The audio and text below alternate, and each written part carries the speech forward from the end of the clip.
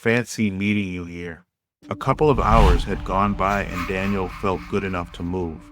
Where to he wasn't sure. He ran almost aimlessly through this strange world, all to get away from Ian. It worked out. He was free from Ian and anybody else he had met since waking up in Purple World. It had just dawned on him that he was alone for the first time in this place. He considered it might have been preferable to be in the company of a lunatic than to have no company at all. For one moment, one insane moment, he thought about going back. Not just to cure his loneliness, he wanted some answers if he were honest. How did Ian know of his dreams? And wow, did he know who the woman was? What if he knew him? But it made absolutely no sense. A sound interrupted Daniel's thoughts. It sounded like footsteps.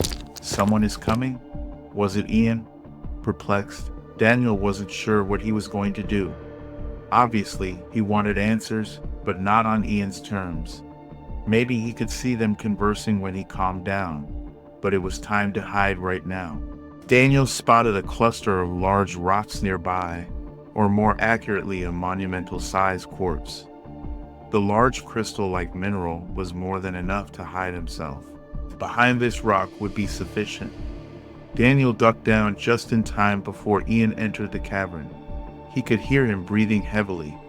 He must have been chasing him all this time, Daniel thought. Just keep going, he pleaded to himself.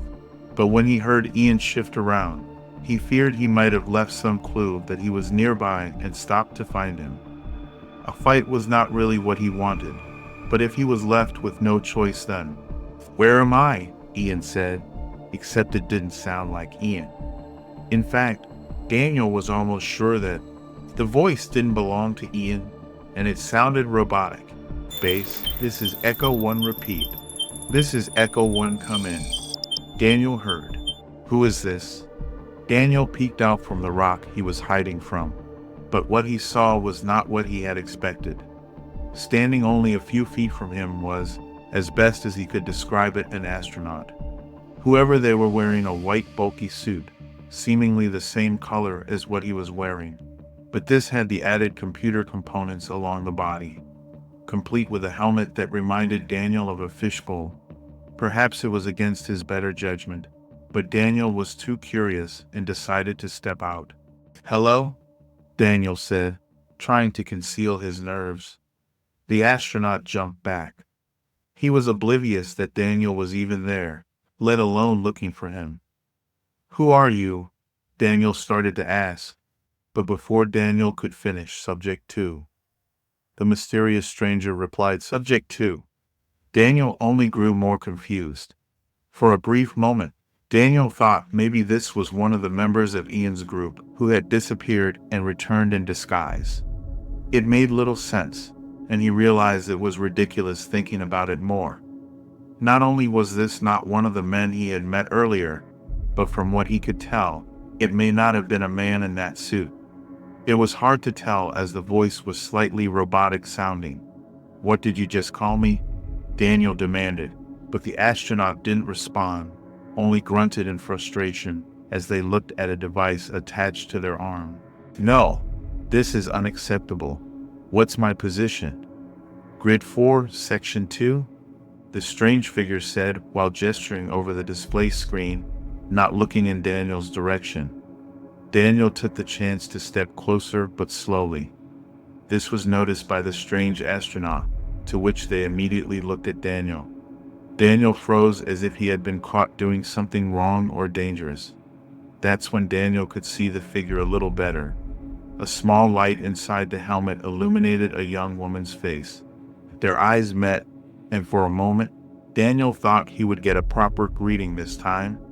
However, her words were short and stern. "Stay away" was the only greeting he would get from the stranger. Before Daniel could respond, she turned and started back in the direction she had come from. Quickly, Daniel ran to catch up to her, not wanting to let go of the only lead he had to the mountain of questions he had. "Listen, you seem to know something. Maybe you know more about where we are. You could answer some quick questions before you leave." "Nothing." She didn't even stop walking. much less indicate that she wanted to answer any of Daniel's questions. Would you just wait a minute? Daniel ran ahead to block her path. No. Now, please move away from me before. She stopped mid-sentence, eyeing something behind Daniel. When he turned, he saw that his blocked path had disappeared. In its place were a set of large wooden red doors. The two had found themselves at a dead end. What? This isn't supposed to be here, she said. What is all this? With no reply, she started on her way back, only to find that the path away from there was blocked as well. A wall of shiny violet crystals filled the cavern tunnel. Daniel would have guessed these had been here for years if they hadn't come from this direction moments before. What? That wasn't there before, Daniel said. No, this isn't right. I didn't break any of the rules. Before Echo could utter another word, the doors started to open. The pair looked to the path in front and behind only to see that all the crystals began to grow brighter, matching the light from the opening doors. Perhaps they were linked. They opened simultaneously, and the light that poured from them was blinding. Echo's helmet gave her some protection, but Daniel was not so lucky. He was brought to a kneel. The light reached through his eyelids, his arms offering no relief. All this before the sound of the gong. It was only getting louder between the deafening ringing and the blinding light until nothing. He opened his eyes, but couldn't see much more than a white hue. The grass crunched beneath his feet. Wait, when was there grass? Still dizzy, Daniel reached for the wall to balance himself, only to grab a hold of nothing but empty air. Not far from him, he could hear someone grumbling. Hey, you space lady, are you over there?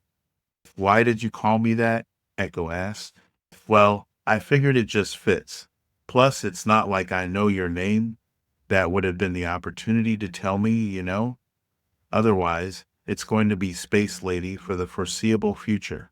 Seemingly ignoring his comment, Echo looked around to get a sense of their surroundings. Well, that's not good. It looks like we were taken to another part of the site, Echo said. What was she talking about? Daniel was only now seeing blurry images, but couldn't see even 3 feet before him, so how could she? Wait, are you telling me you can see? I can. My equipment isn't just for aesthetics. It helps me navigate situations like this one. We call it spontaneous transference. But Echo could tell that technical definitions were the last thing Daniel could think about. He was still crouched to the ground, holding his hand out to find something to hold on to. He wouldn't find it though. She thought about helping him to his feet, but declined the thought as she had more pressing things to consider. Plus, she knew his loss of sight was only temporary. Well, that's lucky. For you, Daniel said sarcastically. Don't worry. You should regain your vision momentarily, Echo said, while inputting on her arm display. A series of beeps and pinging sounds could be heard as she did this. Daniel, a strange yet familiar voice said. Daniel's name was spoken again, and he was sure it was not his new friend. Who's there? Hey, Space Lady, you heard that, right? I'm not just imagining things. But she kept quiet. Did she leave? Hello, where are you? Daniel, I'm going to be late, the voice said. It was strange, but it sounded happy, almost playful. Daniel got the sense that he not only had heard this voice before, but had also had this conversation before. The more Daniel thought about this, the more he felt uneasy by the whole thing. Who is that? Are you here? Tell me, please. There was no response. However, the space lady was correct. His vision started to return. Sort of a consolation prize, he thought. Little by little, his blurry eyesight began to see shapes until he could see that the space lady was again correct. They were not, in fact, in the same location, but rather in an open field. But where was the cave? He could feel a fresh breeze hit his face, and when he looked up, he could see the sky. This made no sense to Daniel. Not that anything made much sense in this place. But still, how could they have moved and not been aware of it? Did it have something to do with the strange lights? He heard movement at his side and glanced just in time to see the space lady remove her helmet. Her light brown hair dropped past her shoulders as she took a breath of air. Wow, so you're so young. That was not what Daniel was thinking, but he hated for things to get awkward on top of everything else that was going on. Am I? Hadn't noticed, she said while withdrawing a device resembling a cell phone and waving around the air. Besides knowing we're still in the compound, I can't confirm more than that. Not even with my equipment. Well, how do you know we're still inside? Daniel gestured to the full moon looming in the sky. Because this, to me, looks like the outside.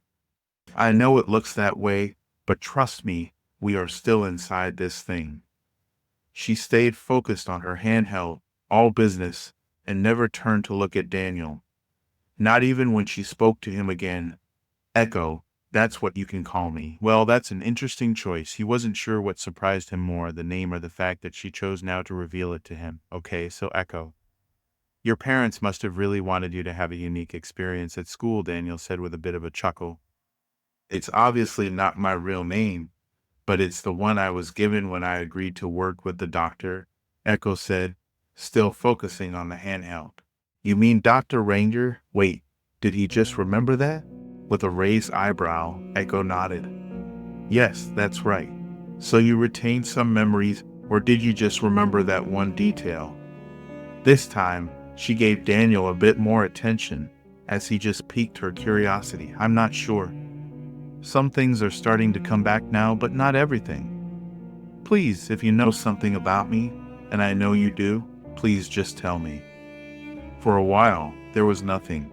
Whatever she was not supposed to tell him must be important, perhaps even dangerous.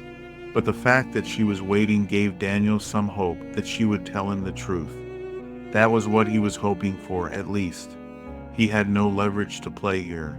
While he waited for her to answer, once again, the voice said his name, Daniel, with no indication of where it was coming from. He had hoped that now that his eyesight had returned, he would have better luck seeing who was out there playing games with his mind. There it is again. Please tell me you heard it that time. Daniel pleaded with Echo. He hoped that if she could hear the mystery voice too, he might convince himself he wasn't going insane. Echo took one look at him and could see how desperate Daniel was for someone to believe him. And as she was the only one there, she felt that burden fell on her. She wouldn't lie to him. That's just not who she was. Fortunately, she wouldn't have to. The woman's voice? Yes, but only just now. This helmet protects me from the anomalies in this place. Most of the time. So what is it? Who am I hearing? Daniel asked. I can't say for sure, but if I had to guess, I would say it's your wife.